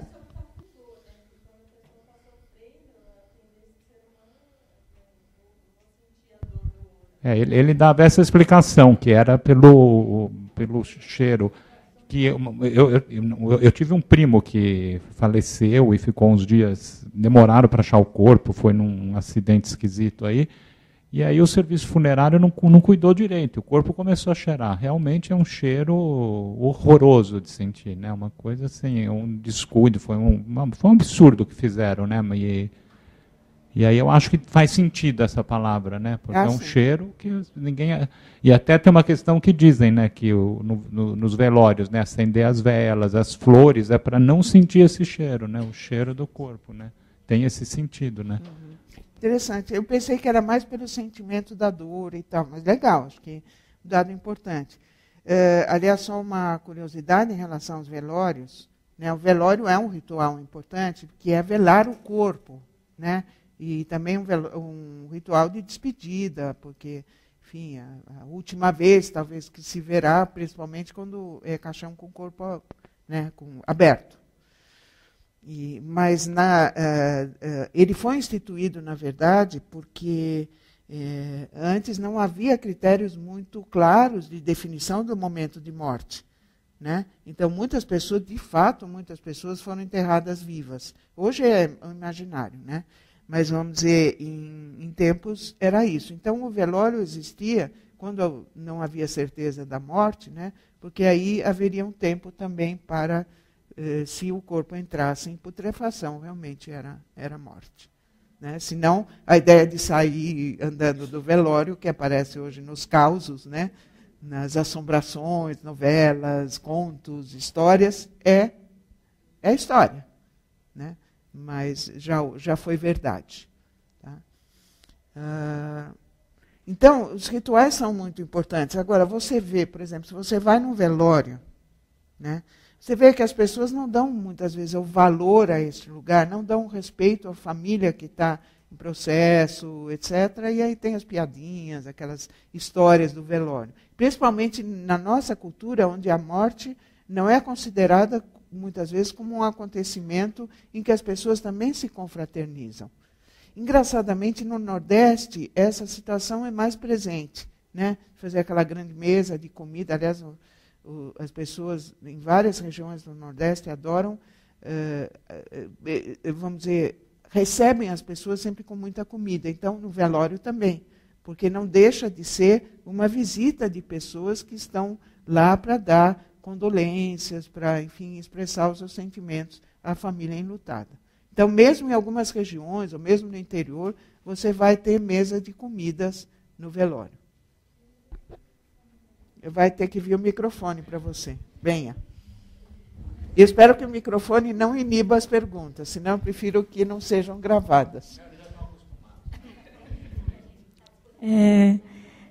Tá. Ainda nessa questão dos ritos, eu sinto uma diferença ao longo da nossa história, né, assim, de luto ocidental, que é a saída da questão do luto na casa para o luto nas instituições, seja, né, nos velórios instituídos e tudo mais. Em alguns lugares do Nordeste isso ainda é muito comum, né, velar o corpo dentro de casa, e aí reúne-se a família, e não é qualquer um, são as pessoas próximas, os amigos, a comunidade, né, isso é muito mais presente. Então, eu não sei se isso tem a ver um pouquinho com esse distanciamento sobre o falar da morte, né, e viver ali o luto como parte desse falar da morte. Você pode, na verdade, velar o corpo em casa. Né? Quer dizer, eu acho que tem uma questão interessante que você está colocando, que é o seguinte: uma grande parte das mortes hoje acontece no hospital. Então, é dado o atestado de óbito, e aí, eventualmente, eu estou falando, por exemplo, numa grande cidade como São Paulo, ou outras e tal. Então, daí, acaba que, às vezes, o próprio hospital tem um velório, né? Ou, vamos dizer, próximo e tal. Então, isso acaba fazendo que você tenha os lugares, né, do velório. Mas acho que se a família pedir, pode levar para casa. né? Só que aí, né, acaba sendo mais difícil. No interior, cidades pequenas, ou em algumas comunidades, isso acaba acontecendo, já te dou a palavra, isso acaba acontecendo de uma maneira mais, vamos dizer, faz parte, né? Então você pode, hoje, mesmo em cidades do interior, assistir a situações de velório, cortejo, muito semelhantes ao que o Arrier colocou na Morte Domada. Aliás, são exemplos disso. O problema hoje dos rituais nas grandes cidades também tem um problema. Por exemplo, você fazer o deslocamento numa cidade como São Paulo, eu ainda sou de um tempo, possivelmente são muito poucos aqui na sala, em que quando havia um cortejo, né, ia o carro funerário na frente, com um decalque da cruz, e atrás iam os carros do cortejo também com esses decalques. E as pessoas paravam. Entende? Então o cortejo andava, mesmo com o farol fechado, né, ia até o caminho do cemitério. Então você tinha o cortejo. Hoje vai tentar fazer isso. O pessoal passa por cima, né? Outra coisa, as pessoas têm que ir ao velório. Às vezes o velório é longe, né? Então você pode levar 3 horas para chegar. Entendeu? Então as pessoas acabam não indo e tal. Então tem também a questão da metrópole interferindo. E tem a questão de se achar que isso não é importante. Eu não vou no velório, ou porque tem medo, porque não acha significativo. Enfim, tem várias coisas que estão operando aí. Diga. Na periferia de Guarulhos, os corpos são velados dentro de casa. No governo anterior, que foi o Eloy Pietá, ele criou vários velórios na periferia. Então, tem São João e Bom Sucesso, mas aí eles ainda não têm o hábito de usar o velório. Uhum. Então, tem bem essa questão que a senhora colocou. É um festejo, todo mundo vai. É uma coisa bem interessante. Vocês veem, super próximo de São Paulo, né? Agora, eu queria ponderar uma outra coisa. Até que horas vai? Tá bom. Tá certo. Então, uma outra coisa que eu queria ponderar com vocês é o seguinte: o luto das crianças. As crianças entram em processo de luto, não entram, tal. Então, entram em processo de luto, sim, porque o luto é um processo de elaboração de perda, e se a perda é percebida como tal, evidentemente a criança vai entrar em processo de luto. Agora, o processo de luto da criança é igual ao do adulto? Então, vamos ponderar algumas questões aí para a gente poder entender essa questão. Então, crianças, vamos dizer, no período pré-operacional, pensando nos estágios do Piaget, né? Crianças no período pré-operacional, elas, se não viveram ainda uma situação de morte, talvez elas não tenham o conhecimento de algumas coisas que são fundamentais na compreensão da morte, mesmo que elas tenham visto um monte na TV. Tá? Uma, que a morte é irreversível, ou seja, você morre e não desmorre, não volta. Olha que os desenhos animados todos desdizem isso, e filmes para adultos também. Né, Duro de Matar, James Bond, Missão Impossível, só para citar alguns, né, o indivíduo, você acha que agora foi, né? E ele volta, belezinha, na cena seguinte. Tá? Então, não é só filme para criança. Então, quando ela vai viver uma experiência de morte, que vamos dizer, bicho de estimação, ou uma pessoa, né, aí ela vai ter o contato, de fato, que essa pessoa não vai voltar. Então, ela não sabe disso. Então, ela vai experienciar isso e ela precisará ser também, as perguntas serem respondidas ou ser dito para ela, olha, o vovô morreu, né, ou a mamãe morreu, né, porque senão ela não sabe do que se trata ainda. Então, é uma fase do desenvolvimento em que a criança está aprendendo as coisas principais sobre a morte. Uma delas é a irreversibilidade. Tá? A outra é a universalidade, ou seja, todos nós vamos morrer um dia. Isso na fala genérica parece muito assim, né? Mas ela também. E os pais também. E os avós também. E o cachorrinho também. Né? E aí ela começa a desdobrar isso numa questão pessoal. Puxa, mas será que vai acontecer? Não vai? Como que é e tal. E aí a gente tem no laboratório um princípio, né, que é o seguinte: a gente trabalha com a questão da comunicação no sentido da verdade. Mas a verdade não é uma bomba que você joga sobre as pessoas. Né? É um processo explicativo, né, que a partir das perguntas da criança e tal, você vai trabalhando com esses aspectos. Tá? Então, as crianças, à medida que elas vivem os processos de luto junto com os familiares, então ela passa a viver, a entender, a saber que, por exemplo, sentimentos são possíveis, saber que pessoas estão tristes e por que elas estão tristes. Né? Agora, não se esqueçam que a mentalidade prevalente é de que não se fala sobre morte com criança. Entenderam? Nem na escola, nem na família, nem em lugar nenhum. Então, ela consome morte pela televisão, mas ninguém fala sobre a morte íntima. Quer dizer, quando acontece na casa dela. Ou quando acontece com um amiguinho dela. Né? Que o amiguinho perdeu alguém. Né? Então, a gente tem falado um pouco sobre essas questões, tem discutido e tal, a importância de poder falar com a criança sobre isso. E, gente, não precisa ir longe, basta passar o filme Bambi. O que o Bambi traz? Morte de mãe. Dá para trabalhar com a criança. Né? E o Bambi é um clássico, as crianças amam o filme e querem ver várias vezes. Elas sabem o desfecho, mas elas querem ver várias vezes. Rei Leão, né? E outros. Tá?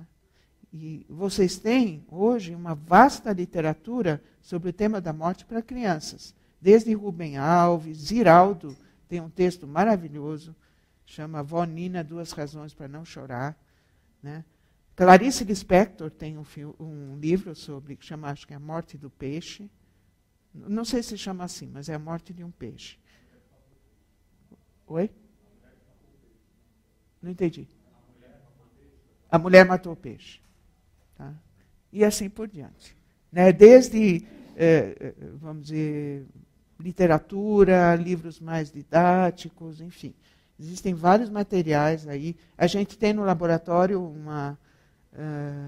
um projeto de filmes sobre o tema da morte, que chama Falando de Morte. Né? Um deles é para crianças, quer dizer, não é para crianças, é sobre crianças. Né? Que a gente queria fazer para criança, mas não teve fôlego para fazer isso. Ainda vai fazer um dia. Mas a gente pega algumas situações que a criança passa, né, e traz isso para um trabalho com educadores e com profissionais de saúde e familiares. Né? Então, crianças. Né? Lembrar que é uma sociedade que diz que a criança não deve saber sobre isso, então, educação para a morte tem a ver com essas questões também. Hoje existe uma preocupação muito grande com o grupo de adolescentes. Adolescente, você não tem que informar que da morte não tem volta, né? Nem também desenvolver a questão de que ele vai também poder morrer um dia. Né? Só que o que está acontecendo hoje é que você tem um número muito grande de mortes na adolescência e que, vamos dizer, é assustador, até se virar problema de saúde pública. Um número grande de acidentes e, hoje em dia, um grande número de suicídios entre jovens. Então, como não falar sobre o assunto? Né? Como passar batido sobre isso? Agora, a questão é o seguinte, será que eles querem falar sobre o assunto? Né? E a gente tem percebido que muitas vezes querem e precisam, só que não encontram o canal. Então, muitas vezes, os jovens procuram a turma, né, para conversar, e não o adulto. E muitas vezes há uma interpretação errônea de que o jovem não quer falar, que ele está desligado, que ele não está nem aí. Mas não é o que a gente observa. Então, é muito triste você ver jovens enlutados acompanhando a perda de uma pessoa, de um amigo, da namorada, do namorado e tal. É muito duro. Né? E também perdas de adultos, né? Ou avós, enfim. Então, eu chamaria também a luz para esse grupo, né? Que muitas vezes é descuidado porque se acha que eles não estão nem aí com o negócio. Né? Outro grupo que precisa, bom, enfim, todos precisam de cuidados especiais, né? Que de repente vou destacando todos os grupos, né? Outros são os idosos. Né? Hoje em dia você tem uma questão muito presente no caso dos idosos. Primeiro, eles têm, é o grupo que mais tem perdas na mesma faixa etária, né? Por razões óbvias. Né? Quer dizer, as pessoas mais velhas morrem com mais frequência do que as pessoas mais jovens, a não ser em situação de guerra ou coisa desse tipo, né? Mas mesmo assim, quer dizer, claro, pela idade, pelo adoecimento, etc., né? Então você começa a perder as figuras de referência, né? No casal, né? Homem e mulher,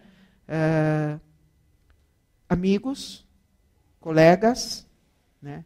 E agora a gente tem observado muitas mortes invertidas, né? Então, pais idosos que perdem filhos adultos. Ou então, pais muito idosos que perdem filhos idosos. Já tem isso também, né? Então, se tem uma pessoa de 90 anos que perde um filho de 70. Entendeu? Que também já está na fase de risco.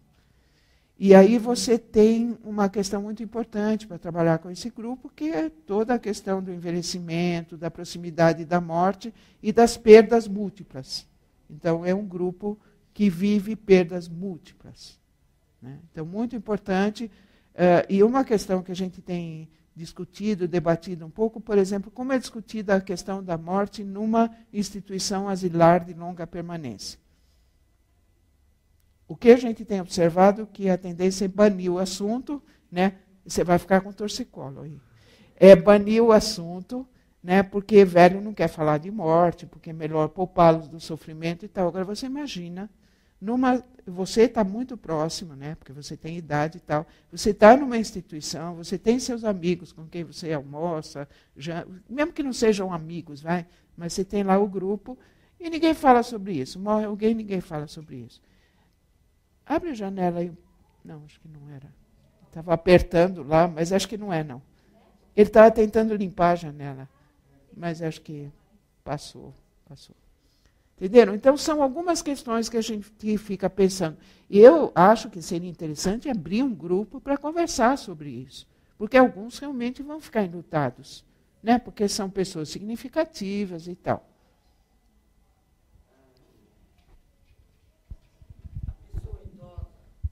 A pessoa idosa fala muito sobre os entes que já se foram, irmãos, marido. É recorrente isso? As pessoas, vamos dizer, eu tenho observado, mas assim, não sei se, vamos dizer, é uma observação ainda impressão, né? Mas gostaria de estudar um pouco mais. As pessoas, isso só para dizer para vocês que eu tenho um largo convívio com pessoas idosas, né, porque tem uma mãe idosa, os amigos dela e tal, e como eles sabem que eu lido com o tema, né, então de vez em quando eles vêm eu também tenho uma mãe idosa. Se aconselhar sobre o assunto e tal, e eu tenho gostado de fazer essa tarefa, que não é uma tarefa terapêutica, teragógica, eu diria, né, quer dizer, de trocar ideias, de ajudar a pensar junto e tal. Eles falam muito sobre as pessoas que se foram, sonham muito com as pessoas que se foram, né? E eu já vi em alguns textos que isso pode ser um indício de morte próxima. Agora, grande coisa, né? Porque eles já são de idade, então a morte está próxima. Então, eu não sei se uma coisa é uma coisa, outra coisa é outra coisa, como é que isso se relaciona. De qualquer forma, eu acho que dos trabalhos que eu acho muito interessante fazer com idosos é memória. Memórias, narrativas, lembranças, porque não é só a lembrança, ela é terapêutica, né? Principalmente quando novos significados podem ser atribuídos, né? Então, eu acho fundamental, também acharia muito interessante, a psicoterapia com idosos, mas muitos deles acham que já não é necessário, que eles já estão mais próximos da morte e tal. Mas alguns se beneficiam, e é muito interessante, porque eu estou agora tendo estou acompanhando uma senhora que está nessa situação teragógica, né? E voluntária da minha parte, porque assim, ela veio me procurar porque ela estava se sentindo extremamente isolada, sem conseguir conversar com o filho, com netos, meio que eles não davam muita atenção a ela, não tinham tempo para ela. Ela acabou de perder uma irmã numa circunstância bastante complicada, que não era a forma como ela gostaria que fosse, mas o marido, né, o cunhado dela, resolveu que ela deveria ficar na UTI um monte de tempo, com todos aqueles aparelhos, aquelas coisas. Então, foi uma morte, vamos dizer, muito, muito complicada, né? E uma das noras dela cometeu suicídio, e ela teve muita dificuldade de compreender esse processo, e achou muito estranho que o resto da família meio que já esperava esse suicídio e achou bastante natural e até ficou aliviado.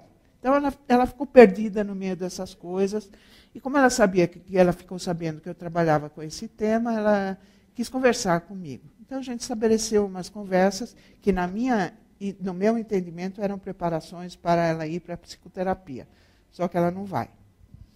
Então, a gente está conversando. E aí, ela fala muitas vezes sobre as reações dela. Ela me contou o passado dela inteiro, como é que ela conheceu o primeiro marido, o segundo, os sentimentos dela. E ela vai compreendendo algumas situações que têm a ver com os momentos de agora. Enfim, está sendo uma proposta muito interessante. Então, ela fala, assim, muito das figuras do passado e também da perda dessa irmã, que era uma figura significativa na vida dela, mas que não está encontrando, de uma certa forma, um respeito, nas falas dela, não sei se acontece ou não, mas nas falas dela, de que ela não está sendo respeitada nesse momento do luto dela. Então, eu acho que rememorar essas histórias, então ela contou toda a história da irmã, desde que elas eram crianças, qual era o lugar dela, qual era o lugar da irmã e tal. Então, eu acho que é uma atribuição de significado, uma tentativa de compreensão. Evidentemente, ela já falou várias vezes que é muito difícil viver essa irmã, que às vezes ela pensa que também está na hora. Também era muito idosa, né? Ela tem 88 anos, então tem tudo isso. Ela tem um marido de 92, e o marido é muito interessante, ainda joga tênis, ainda faz uma série com 92 anos. Né? E ele lida com as coisas de um certo... Oi? Ele joga tênis com 92 anos. E eu fui uma vez ver de curiosa. Né? Falei, como é que alguém de 92 anos joga tênis?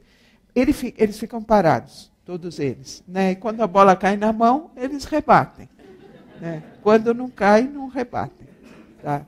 Então, eu achei uma adaptação muito interessante. Né? Estão lá vestidos de branco, com tênis e tudo, bonezinho, para proteger do sol. Beleza, eu fui lá conferir. Eu jogo mesmo. Então, ela diz assim, quando eu falo sobre essas coisas, ele sai de perto. Isso é besteira da sua cabeça. Entendeu? Então, para ele, é outro momento. Então, ela não tem, nem com ele, nem com ninguém. Então, eu acho que tem memória, sim, e eu diria para você, o resgate dessas memórias é interessante. É uma história de vida, né? 88 anos, 90 anos, é uma história de vida, né? Diga.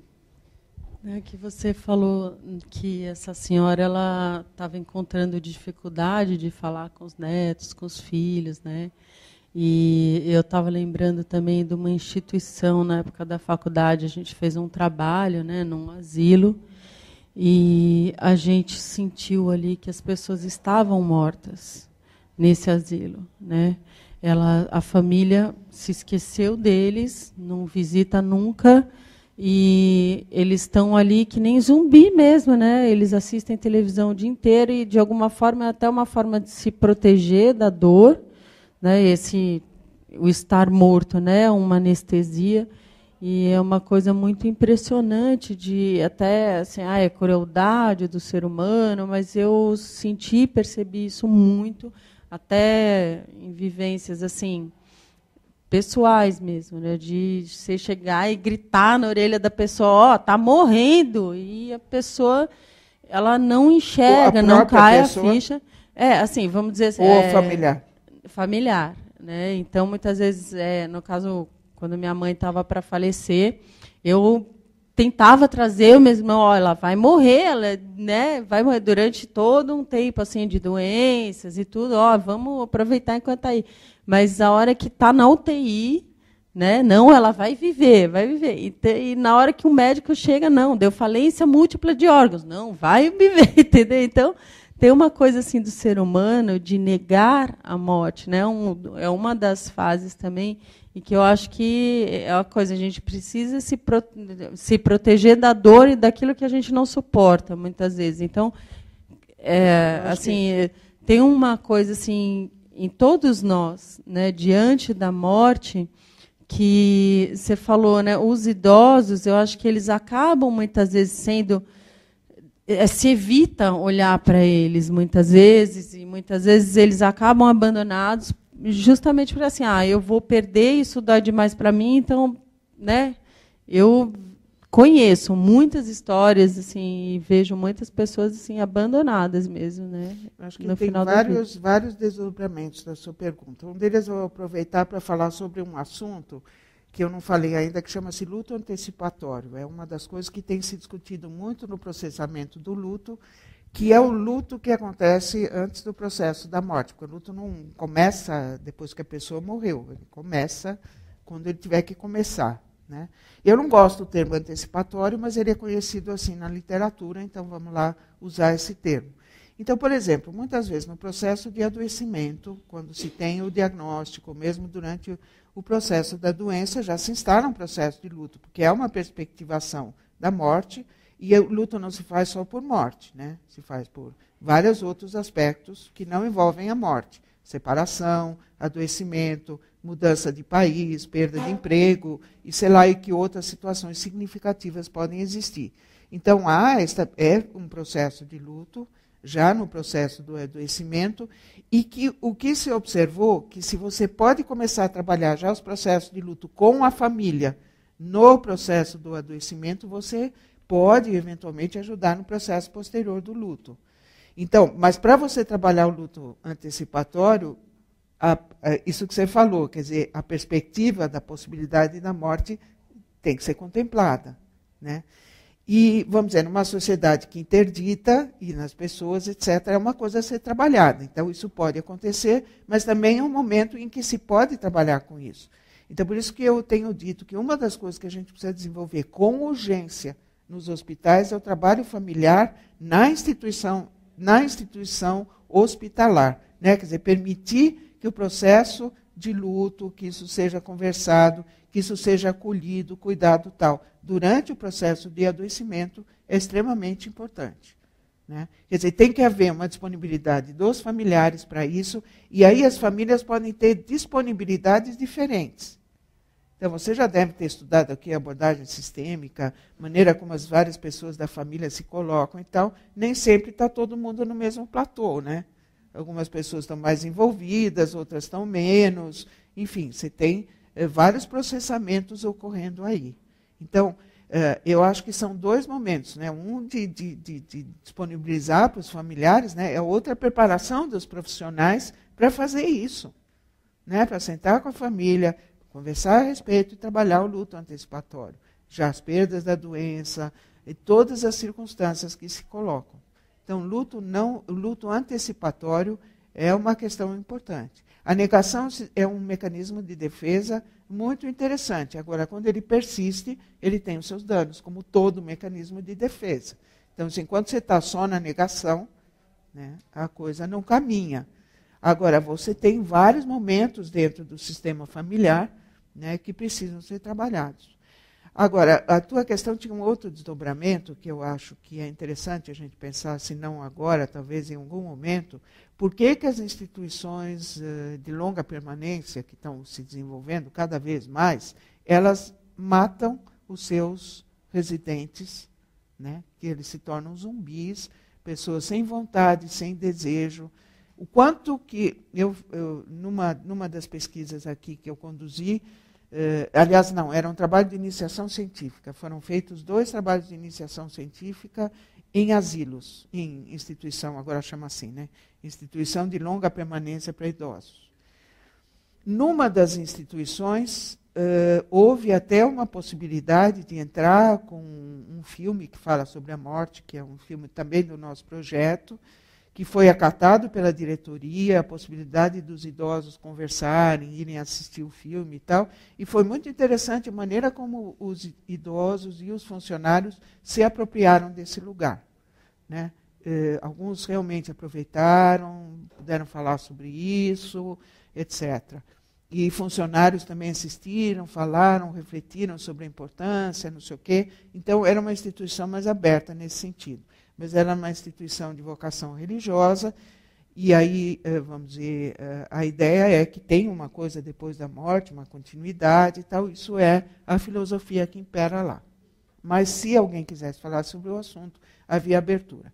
Numa outra instituição, que também com uma vocação religiosa, era para passar o mesmo filme, estava tudo combinado, mas aí a diretoria achou melhor não passar o filme, porque poderia despertar nos idosos algum tipo de sentimentos, emoções e tal, que depois eles não saberiam como manejar, mesmo a gente tendo se aberto para conversar a respeito, né? E que eles tinham uma convicção muito firme de que os idosos sabiam o que ia acontecer depois da morte, que eles iam ter uma residência, um local e tal, então era bobagem falar sobre a morte. Né? Autorizou que se passasse para os funcionários, e a gente conversou com os funcionários, enfim, teve uma coisa interessante. Mas claro que na análise que a gente fez depois era uma negação maciça, né? E a diretora era porta-voz de todo o grupo de idosos, que era uma massa amorfa, né? E ela cuidava do rebanho, né? Falando, dizendo por eles. Né? Eu fiquei abismada. Eu fui também com a aluna, né, conversar com a diretora, e assim, as coisas que ela falou foram do arco da velha. Eu, evidentemente, não estou dando o nome das instituições e nem a filiação religiosa, né, para garantir uma certa privacidade aqui. Mas eu fiquei abismada, né, olha que eu não sou virgem nesse assunto, né, com a coisa maciça que veio dessa maneira. Quer dizer, nós não conseguimos chegar próximos deles. Né? Sendo que na outra instituição, né, houve abertura. E, claro, é uma questão voluntária. E aí eu pergunto, quer dizer, para uma pessoa idosa, uma pessoa próxima da morte, a gente não deve falar de morte, de emoções, de nada. Quer dizer, a gente deve congelar. E parece muito semelhante às crianças, né? Também a gente congela.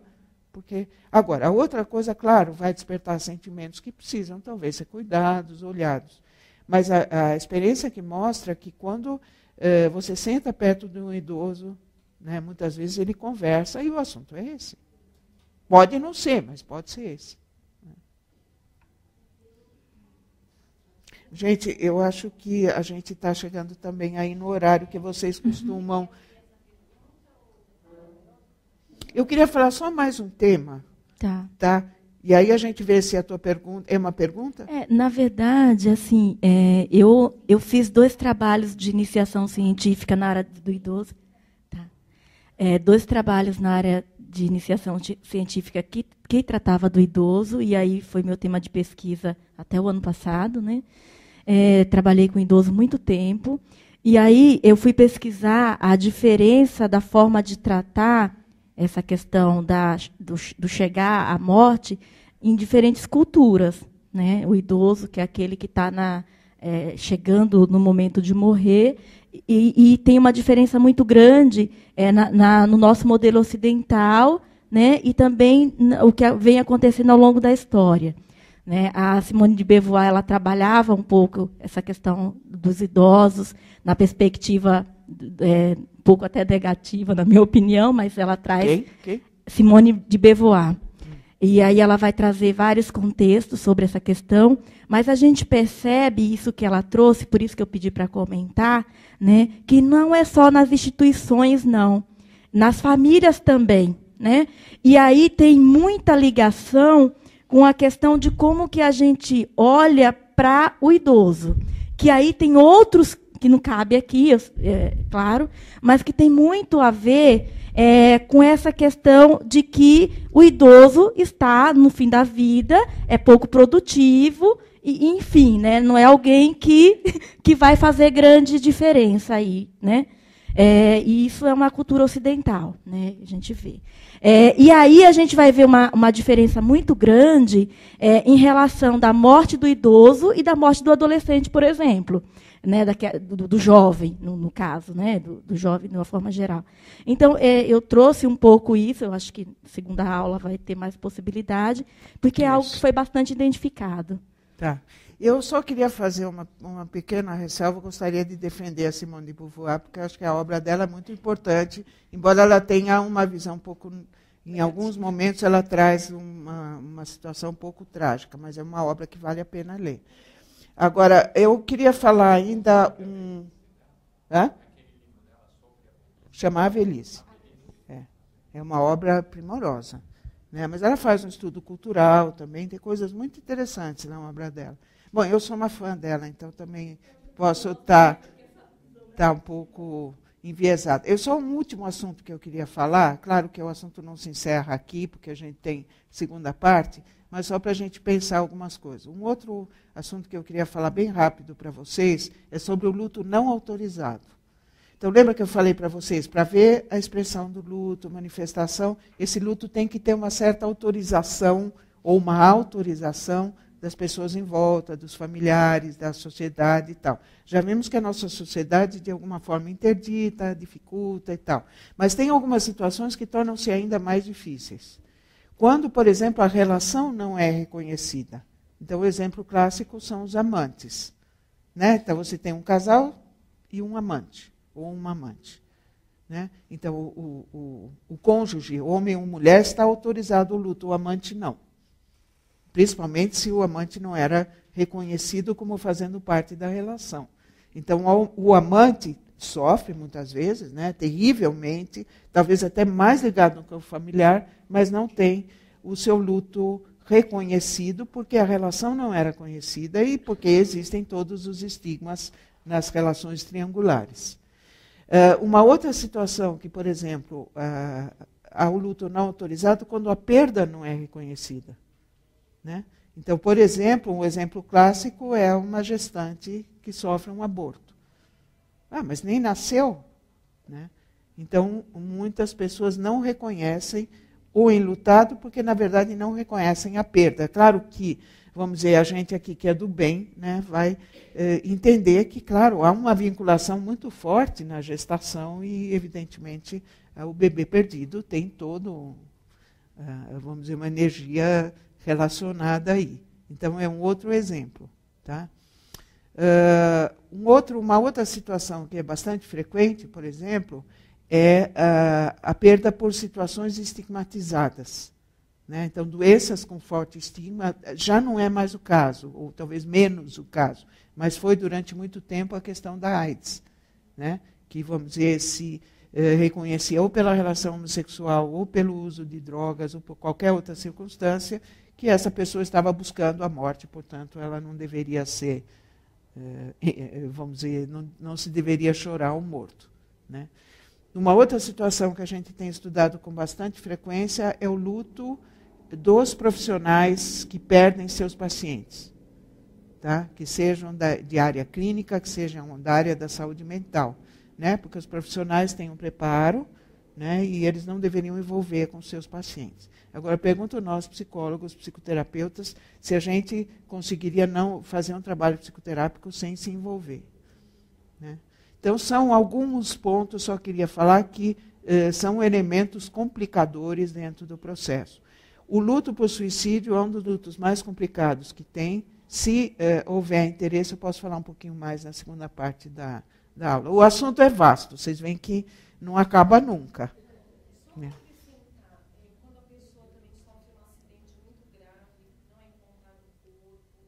Outro assunto.